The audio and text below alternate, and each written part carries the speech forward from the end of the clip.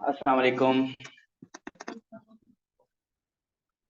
Okay जी, कल हमने trigonometry start की और उस ट्रिग्नोमेट्री में हमने एक बेसिक चीज की which was basically Pythagoras theorem.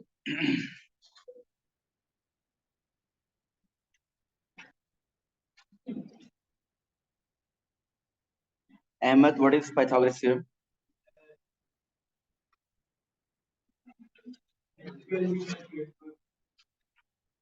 So Pythagoras theorem is hypotenuse square mean h square is equal to perpendicular square plus base square. So p square plus v square.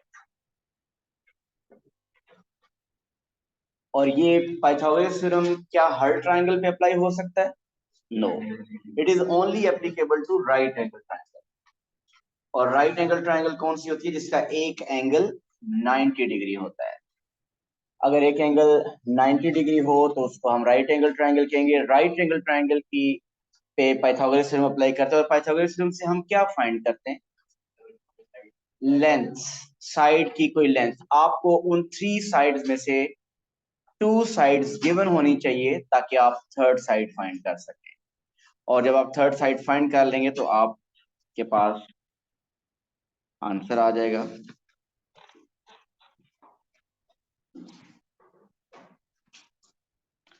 Okay, next आज करना है उसी में Pythagoras theorem के बाद mean trigonometry जो हम कर रहे हैं इसमें next is trigonometric ratios.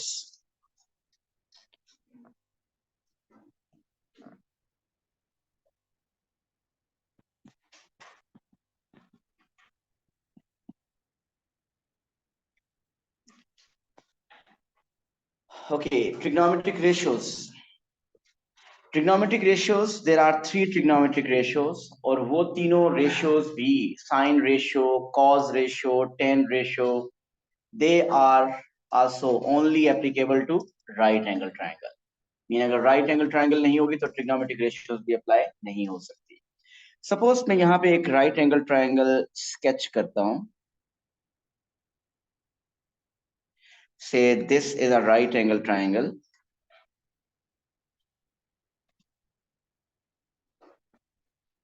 This angle is 90 degree.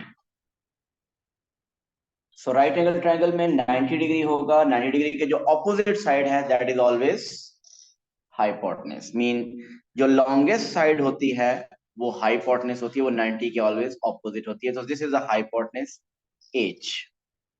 Okay, perpendicular कौन सा है और बेस कौन सा है? अब जब ट्रिग्नोमेट्रिक रेशियोज आप पढ़ेंगे तो ट्रिग्नोमेट्रिक रेशियोज में एंगल भी इन्वॉल्व हो जाएगा। Sine angle X, cos X, tan X, mean angle आ जाएगा। वो एंगल को आप एक्स कहें, थीटा कहें, वाई से रिप्रेजेंट करें, मीन किसी भी तरीके से आप रिप्रेजेंट कर सकते हैं। तो कल जो हमने किया था उसमें राइट एंगल ट्रायंगल थी लेकिन सिर्फ उसमें साइड्स के साथ हमारा लिंक था।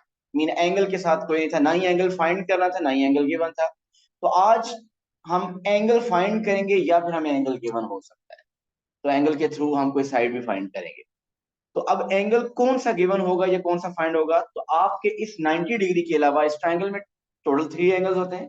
सो इस 90 के अलावा आउट ऑफ दोज टू कोई एक एंगल हमारा हमें फाइंड करना पड़ सकता है, या हो सकता है उनमें से कोई एक गिवन हो। तो उस किसी एक एंगल को हम सपोज कर लेते हैं कि से ये एंगल है रेफरेंस एंगल हमारा x डिग्री। तो मैंने बात ये करनी है कि परपेंडिकुलर बेस अब कोई भी नहीं होगा, अपनी मर्जी से नहीं होगा। अब परपेंडिकुलर बेस स्पेसिफिक होगा। कल परपेंडिकुलर को बेस कह दें या बेस को परपेंडिकुलर कह दें तो पाइथागोरस थ्योरम में कोई फर्क नहीं पड़ता। बट जब आप ट्रिग्नोमेट्रिक रेशियोज अप्लाई करें तो it is important to know कि which one is perpendicular and which one is base.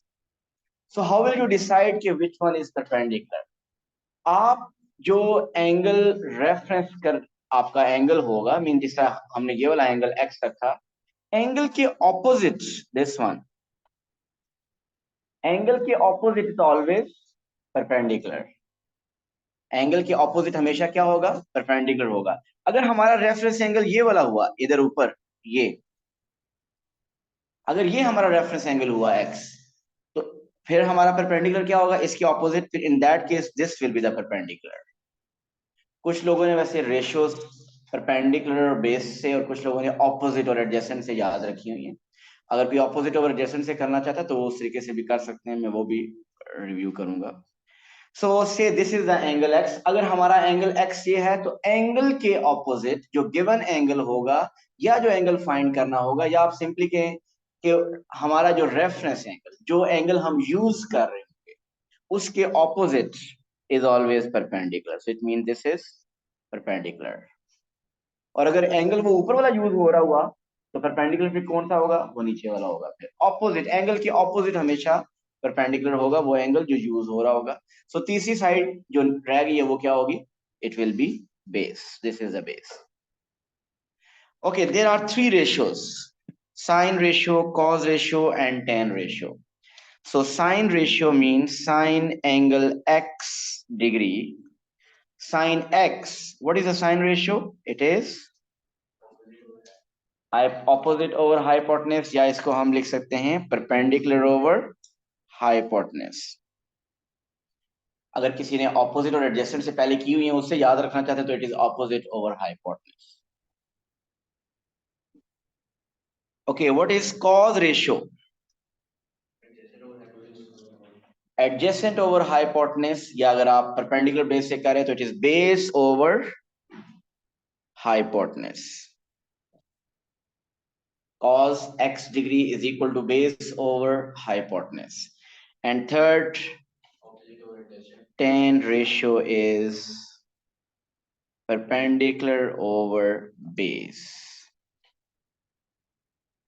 या इसको opposite over adjacent कह सकते हैं.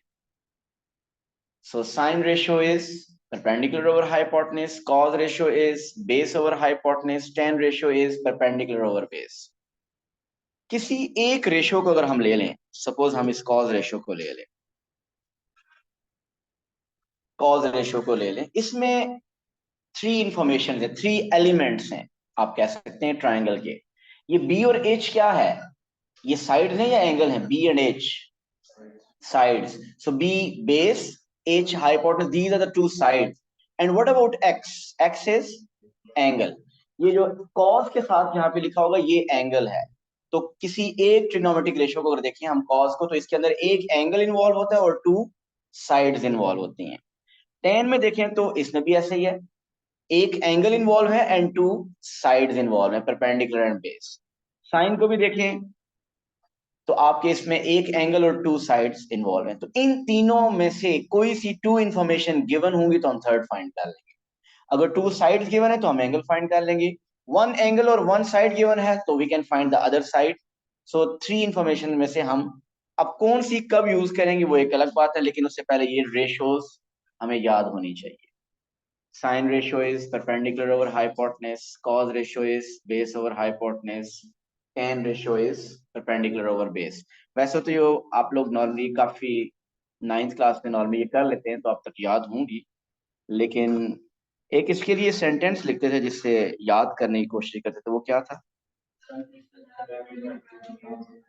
Some people have. जी ये some people have, सो काटो वो जो उससे करेंगे. Some people have, ये क्या मतलब है इसका? Some people have, चले पहले स्टेटमेंट कंप्लीट लिख लेते हैं. Some people have curly brown hair.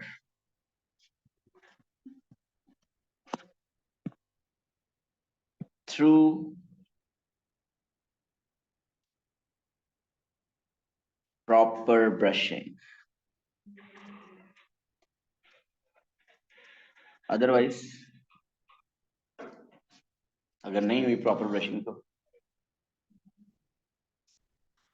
फिर गई ट्रिग्नोमेट्री. अच्छा जी, some people have, S for sine, perpendicular, hypotenuse. Sine is equal to perpendicular over hypotenuse. Curly brown hair means C for cos, B for brown, B for base, H for hypotenuse, T for tan, P for perpendicular, B for base. So some people have curly brown hair through proper brushing. लेकिन अब मेरा ख्याल stage ऐसी आ गई है कि हमें ये रेशियोज याद हो चुकी होंगी। Sine x is equal to perpendicular over hypotenuse, cos x is equal to base over hypotenuse, tan x is equal to perpendicular over base. Major difference कल जो पाइथागोरस थ्योरम किया था और आज ट्रिग्नोमेट्रिक रेशियोज कि पाइथागोरस थ्योरम में कहीं पे एंगल इन्वॉल्व नहीं था। Hypotenuse square is equal to perpendicular square plus base square, तीनों साइड सी, ऐसा ही है ना। तो तीनों साइड्स में से टू साइड्स गिवन थी, थर्ड साइड फाइंड करनी होती थी। आज एंगल इन्वॉल्व हो गए, इसका मतलब कि आपको हो सकता है टू साइड्स गिवन हो, एक एंगल फाइंड करना हो, एक एंगल और एक साइड फाइंड गिवन हो तो एक और साइड फाइंड करनी हो। लेकिन ये कैसे अप्लाई होंगी ये डिपेंड करेगा क्वेश्चन पे। सबसे पहले शानूर बताइए, आप डिसाइड कैसे करेंगे हाइपोटेन्यूज कौन सी साइड है?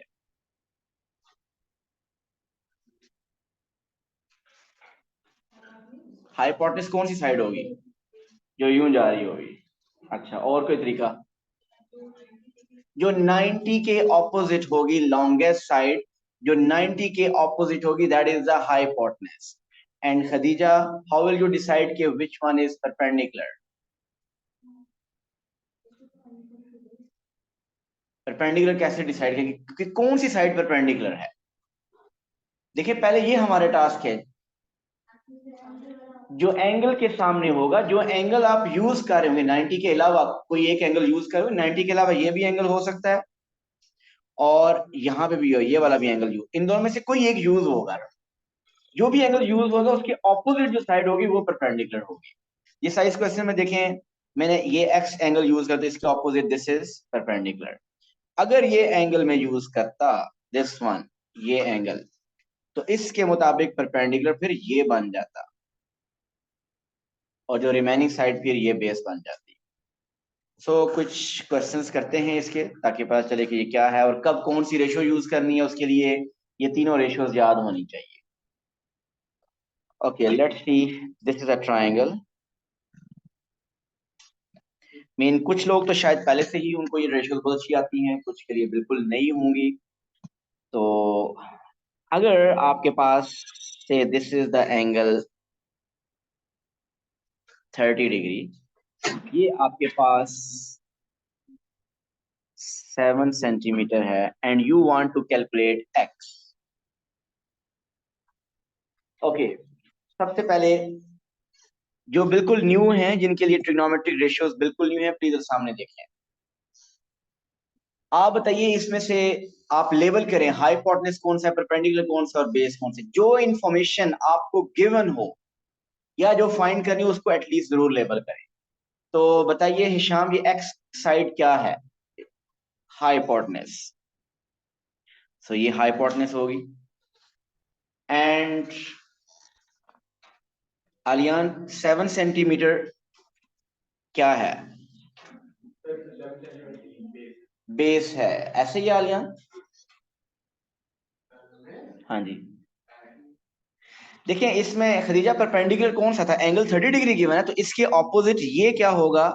ये होगा परपेंडिकुलर। दिस इज परपेंडिकुलर, इसका मतलब remaining other side will be base. तो अब आप, मैं बाकी लेवल नहीं कर रहा, मैं परपेंडिकुलर लेवल नहीं कर रहा, I am just labelling base and hypotenuse. ये क्यों? वो लेवल करें जो आपको गिवन या फाइंड करनी हो। बेस आपको 7 सेंटीमीटर गिवन थी और एक्स हाइपोटेन्यूज आपको फाइंड करनी है।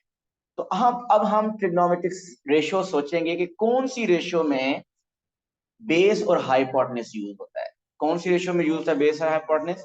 कर्ली ब्राउन हेयर, कॉस में। कॉस रेशियो में यूज होगा बेस ओवर हाइपोटेन्यूज। आप लिखेंगे कॉस, आलियान प्लीज।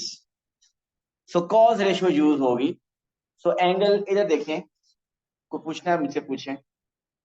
आपको ये पता चल गया कि ये एक्स हाइपोटेन्यूज है और 7 बेस है। ओके, तो कॉस के साथ एंगल आता है, एंगल क्या है यहाँ पे? 30। तो we will write cos 30 is equal to base, cos होती है base over hypotenuse. cos 30 is equal to what is base? 7। What is hypotenuse? It is x। अब हमें x फाइंड करना है और जो आपको फाइंड करना हो उसको आइसोलेट करना है, उसको सब्जेक्ट बनाना है, वो न्यूमरेटर में होना चाहिए। ये x न्यूमिरेटर में होना चाहिए। इस x को न्यूमिरेटर में कैसे लेके जाएं? x को आप इस तरफ मल्टीप्लाई कर दें। अगर आप x को दूसरी तरफ मल्टीप्लाई करें तो it will become x times cos 30 is equal to 7। Calculator अभी यूज नहीं करना, ये cos 30 अलग फाइंड करके रखने की जरूरत नहीं है, एक ही दफा हम कैलकुलेटर एंड पे यूज करें। ये cos 30 अलग करके लिखा, उसके बाद 7 को अलग मल्टीप्लाई किया, इस तरह नहीं करना। तो x टाइम्स cos 30, तो x को अगर सब्जेक्ट बनाना है, x फाइंड करना है, तो इसके साथ जो cos 30 है इधर मल्टीप्लाई हो रहा है, दूसरी तरफ क्या हो जाएगा? डिवाइड। तो x इज इक्वल टू आ जाएगा 7 डिवाइडेड बाय cos 30। तो अब आपका कैलकुलेटर एक ही दफा यूज होना चाहिए। 7 डिवाइडेड बाय cos 30 हम कैलकुलेटर में यूज करें, it is 8.08 and this is centimetre. और ये एग्जैक्ट आंसर नहीं है, ये आपने आंसर 3 सिग्निफिकेंट फिगर तक लिखना है। अगर क्वेश्चन में डिग्री ऑफ एक्यूरेसी मेंशन ना हो कि 1 decimal place, 2 decimal place, 3 decimal place, 2 significant figure, 3 significant figure, 4 significant figure, तो हम नॉन एग्जैक्ट अगर आंसर आया, क्वेश्चन में डिग्री ऑफ एक्यूरेसी मेंशन ना हो, तो हम 3 सिग्निफिकेंट फिगर में आंसर लिखेंगे। 2 सिग्निफिकेंट फिगर में, 1 सिग्निफिकेंट फिगर में आंसर हमने बिल्कुल नहीं लिखना। और अगर ये फाइनल वर्किंग नहीं है, अगर ये फाइनल आंसर नहीं है, आपने पहले कोई कैलकुलेशन की, जिसका हो सकता है आप में से किसी ने cos 30 शायद पहले फाइंड किया हो, अगर किसी ने ऐसा किया है तो वो फाइनल आंसर नहीं है। तो फिर उसको चाहिए कि वो आंसर अपना 5 सिग्निफिकेंट फिगर वाला लिखे। Final answer 3 significant figure. और अगर उससे प्रीवियस आपको आंसर लिखना पड़ता है तो आप फिर वो 5 सिग्निफिकेंट फिगर में लिखेंगे। अदरवाइज बेस्ट तो ये कोशिश करें कि वन टाइम कैलकुलेटर यूज हो, जैसा यहाँ पे 7 ओवर cos 30। ओके जी, आगे चलते हैं।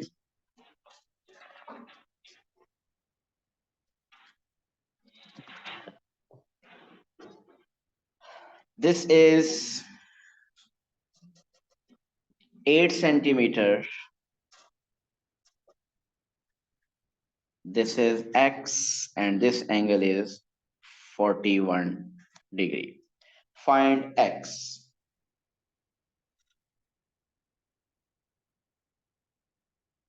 स्टार्ट करें, ट्राई करें खुद।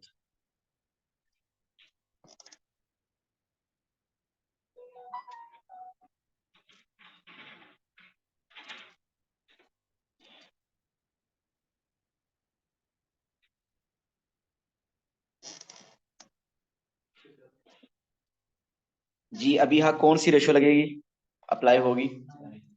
Sign ratio. किसको नहीं पता चल रहा बताइए, साइन रेशो कैसे लगेगी? सबसे पहले हम ये करेंगे खदीजा कि जो साइड गिवन है या जो फाइंड करनी है उसको आइडेंटिफाई करें, वो है क्या। 8 क्या है? हाइपोटेनस, के साथ लिख दिया हाइपोटेनस। अब आपने फाइंड करना है x।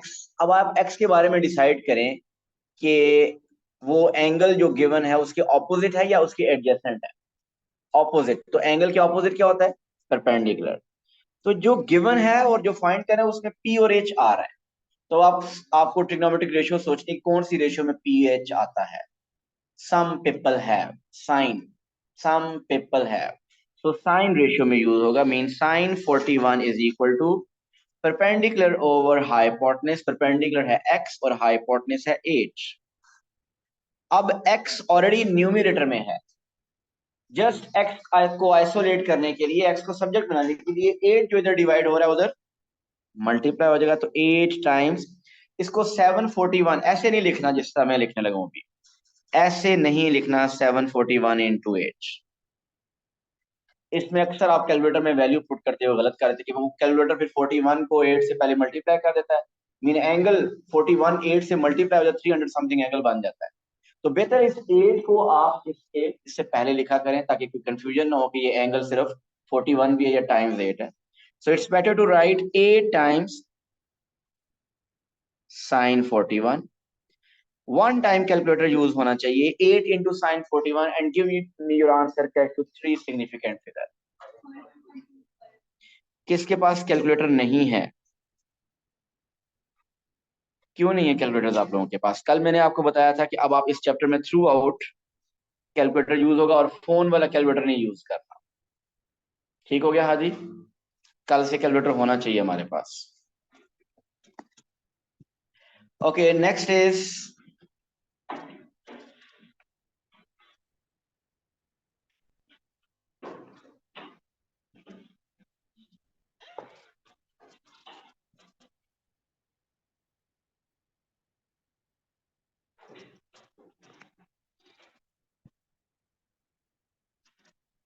5 centimetre, 9 centimetre, sorry, x centimeter. You have to find x.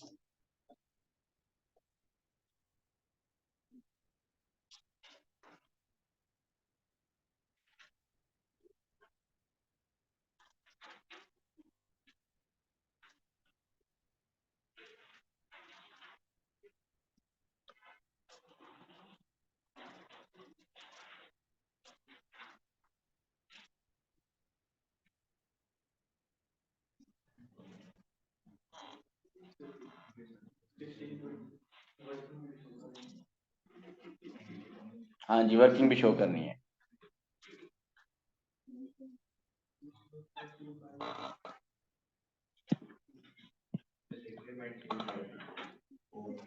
Wait wait wait wait, yes, Kuratulan, which trigonometric ratio should be applied?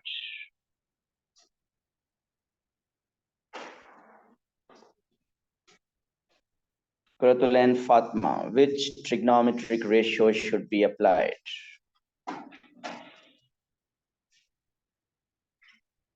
10. Okay, 10 ratio apply करेंगे हम, क्योंकि खदीजा ऐसा ही है, आपके पास 90 के ऑपोजिट जो हाइपोटेनस है वो ना ही गिवन है ना ही फाइंड करना है, तो उसको हम कंसीडर नहीं करेंगे। एंगल के ऑपोजिट एक्स है, मीन वो है परपेंडिकुलर, और ये बेस, तो परपेंडिकुलर और बेस जो गिवन है और जो फाइंड करना है उसको सिर्फ लेबल किया, वो पी एंड बी है, perpendicular base. So it will B through proper brushing, mean 10 ratio.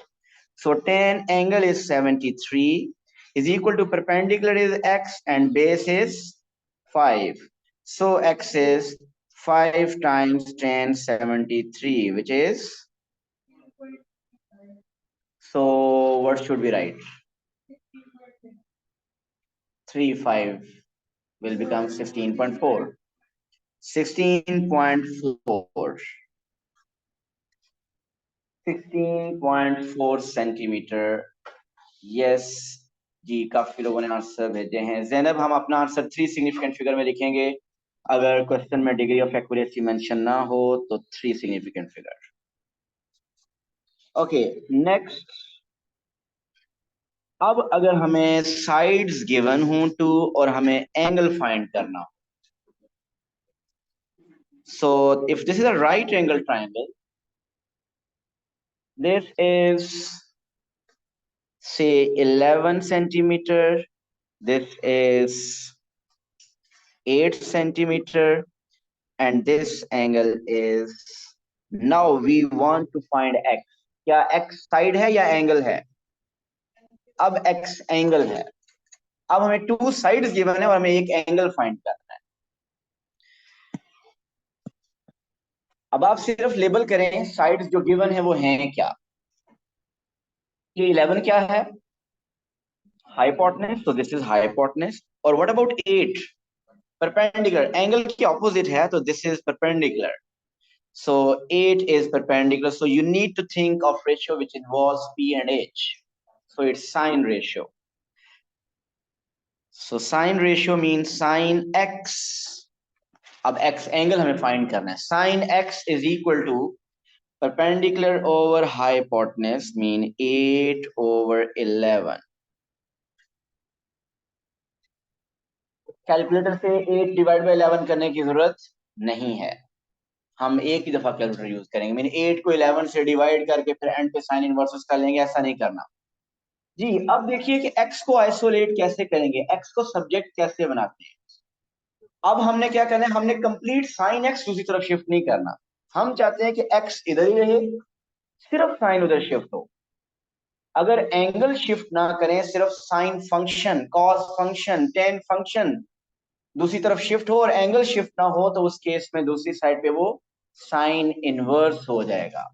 अगर कॉस है तो कॉस इनवर्स हो जाएगा, टेन है तो टेन इनवर्स होगा। मीन इसको आप लिखेंगे x is here, if you shift sign on the other side it will become sin inverse. And how to write sin inverse? Sin power -1, इसको sin inverse ऐसे लिखते हैं। sin inverse of what? अगर sin inverse के आगे कुछ नहीं लिखा हुआ, इसका मतलब there is no meaning of that sin inverse. Already इधर क्या था, 8 over 11, so basically it is the sin inverse of 8 over 11. Calculator में साइन इनवर्स बटन कैसे यूज करना होता है? शिफ्ट साइन, अगर आप साइन वाले बटन को शिफ्ट यूज करके साइन प्रेस करेंगे तो it will become sine inverse.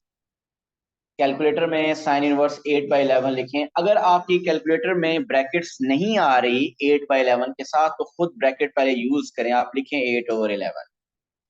और आप लोगों के पास अब कैलकुलेटर ऐसा होना चाहिए जो कि फ्रैक्शन सहित प्रॉपर लिखता हो, न्यूमरेटर और डिनोमिनेटर। मीन अगर जब कभी भी आप कैलकुलेटर लें तो आपके पास ऐसा कैलकुलेटर होना चाहिए जिसमें आप जब लें कैलकुलेटर तो उस पर चेक करें कि वो प्रॉपर फ्रैक्शन लिखा हो। मीन 8/11 ऐसे नहीं होना चाहिए, वो फ्रैक्शन उसके अंदर ऊपर बटन होना चाहिए ऐसा एक, जिसके ऊपर इधर एक बॉक्स बना होता है, इधर भी एक बॉक्स बना होता है, ताकि वो फ्रैक्शन लिख सके। सो एमन, अपना आंसर की डिग्री को जरा हम डिस्कस करेंगे जो आपने बताया। बताइए क्या आंसर आया भाई? जी, एंगल्स का क्या रूल है जरा आप सुनिएगा। कैम्ब्रिज में जो मैंने बताया कि नॉन एग्जैक्ट आंसर आपने 3 सिग्निफिकेंट फिगर में लिखने हैं, लेकिन एंगल का रूल है 1 डेसिमल प्लेस। हो सकता है वो भी 3 सिग्निफिकेंट फिगर ही बन जाए, लेकिन उसका रूल क्या है? Angle should be written correct to 1 decimal place. तो बताइए 1 डेसिमल प्लेस का आंसर क्या बनेगा? 46.7। आई होप कि 1 डेसिमल के बाद जो सेकंड डेसिमल प्लेस है आप उसको देख रहे हैं। अगर वो नंबर सेकंड डेसिमल प्लेस अगर वो 5 है या 5 से ग्रेटर है, तो previous number mean first decimal वाला नंबर 1 से इंक्रीज हो जाएगा, otherwise it will stay same. So it means the angle x is 46.7.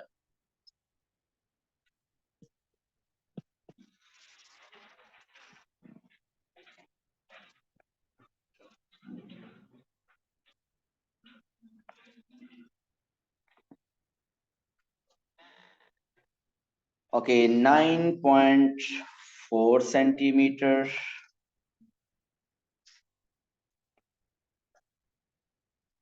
You want to find angle x. This is 12.1 centimeter.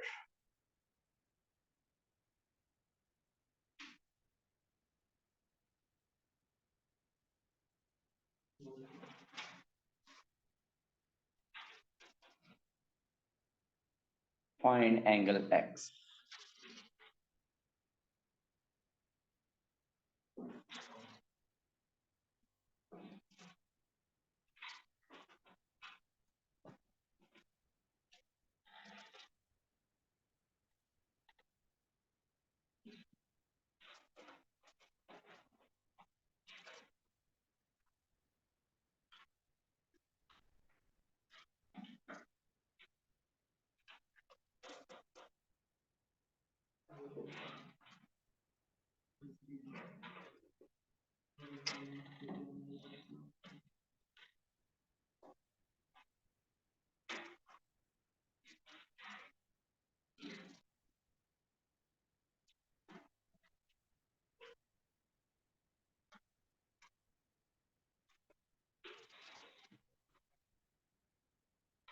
Done.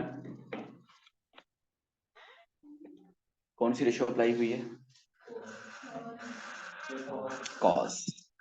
So क्योंकि angle के opposite perpendicular था वो given नहीं था, सो हाइपोटेनस और बेस गिवन थी, हाइपोटेनस और base. So we will apply cos ratio. So cos x is equal to base over hypotenuse, mean 9.4 over 12.1. So 9.4 को 12.1 से पहले डिवाइड करने की जरूरत नहीं है। अगर वो आप पहले डिवाइड करके आंसर लिखना चाहते हैं तो फिर आपका आंसर 5 सिग्निफिकेंट फिगर वाला होना चाहिए, अदरवाइज जरूरत नहीं है, एक ही दफा हम करेंगे। सो अगर हम cos को उधर शिफ्ट करें तो it will become cos inverse 9.4 over 12.1. So the final answer is exact 39.0.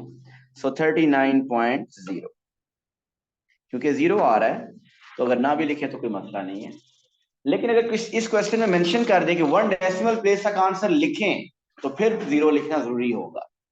ठीक हो गया, अदरवाइज 39 लिखें, 39.0, बोथ आर सेम। थोड़ी सी compound shapes,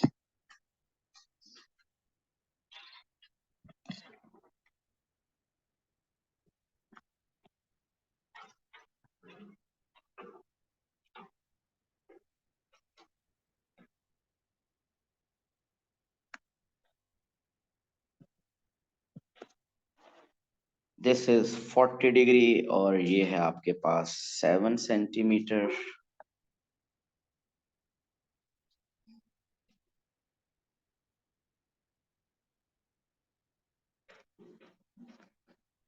this is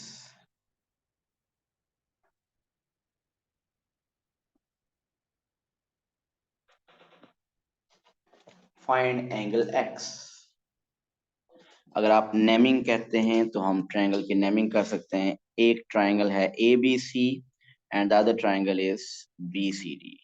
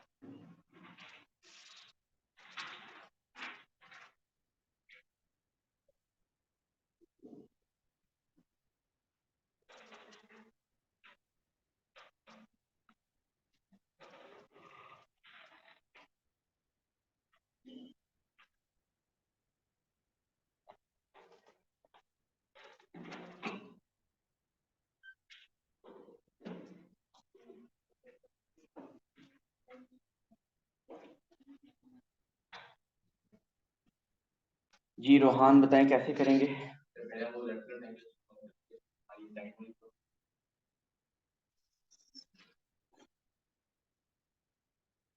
sine वाली प्रॉपर्टी,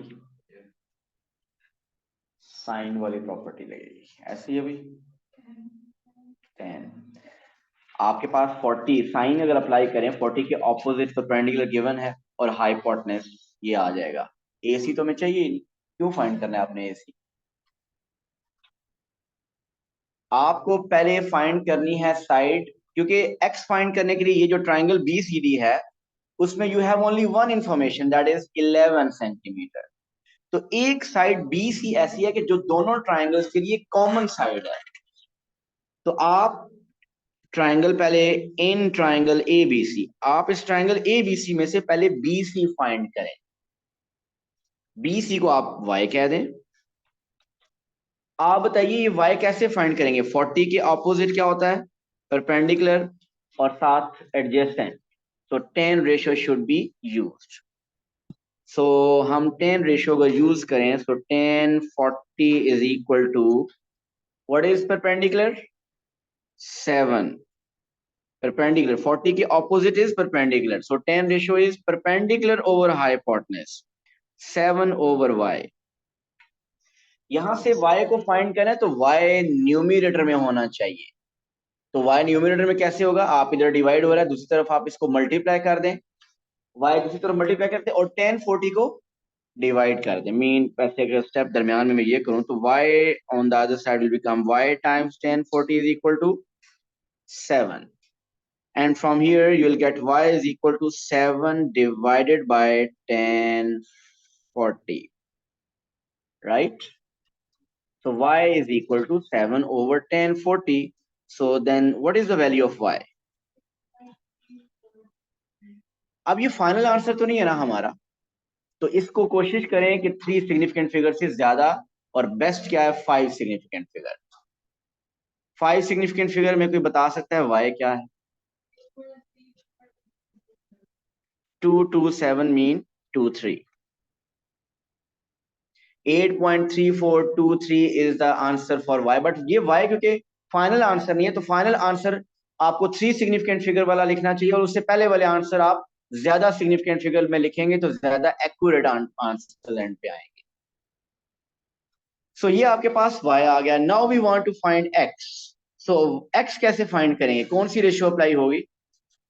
एंगल के ऑपोजिट मीन परपेंडिकुलर गिवन है, और एडजेसेंट 11 वो भी गिवन है। So again we should use tan ratio, but अब हम tan रेशियो यूज करेंगे in triangle BCD। So tan ratio mean tan x is perpendicular over base, perpendicular y 8.3423 and base is 11। और यहां से अगर हमने x फाइंड करना है तो tan दूसरी साइड पे क्या होना चाहिए? tan inverse. जब आपको एंगल फाइंड करना हो x, तो उस x को आइसोलेट सिर्फ करना है, x को इधर रखना है, सिर्फ tan को उधर शिफ्ट करना है। कंप्लीट tan x को हम शिफ्ट नहीं कर रहे, so only tan will be shifted on the other side, so x will become tan inverse। so tan inverse of what? Mean जो वहां पे इंफॉर्मेशन ऑलरेडी गिवन है 8.3423, 8.3423 over 11। so x is equal to tan inverse 8.3423 over 11। now use your calculator, tan inverse shift 10 और फिर bracket में लिखिए 8.3423 over 11, you will get the answer, and the answer is 37.176। अब ये फाइनल आंसर है 37 point, क्योंकि 1 के बाद जो नेक्स्ट नंबर आपका आ रहा है अगर वो 5 या 5 से ग्रेटर है तो it should be increase by 1, so 37.2 degree. so the angle x is 37.2 degree. आप में से कुछ लोग जो व्हाट्सएप ग्रुप है उसमें ऐड नहीं है, मेरा नंबर प्लीज नोट करें।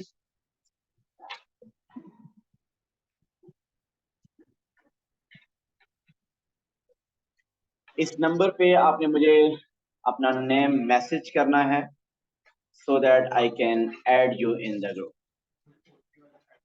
मैसेज ऐसे में याद नहीं रहेगा, so प्लीज मुझे व्हाट्सएप कीजिएगा इस नंबर पे और मैं आपको ग्रुप में उसमें ऐड कर दूंगा। तो ये थी आज ट्रिग्नोमेट्रिक रेशियो, हम कल फर्दर एक्सटेंड करेंगे इस ट्रिग्नोमेट्री को। Thank you so much, Allah Hafiz.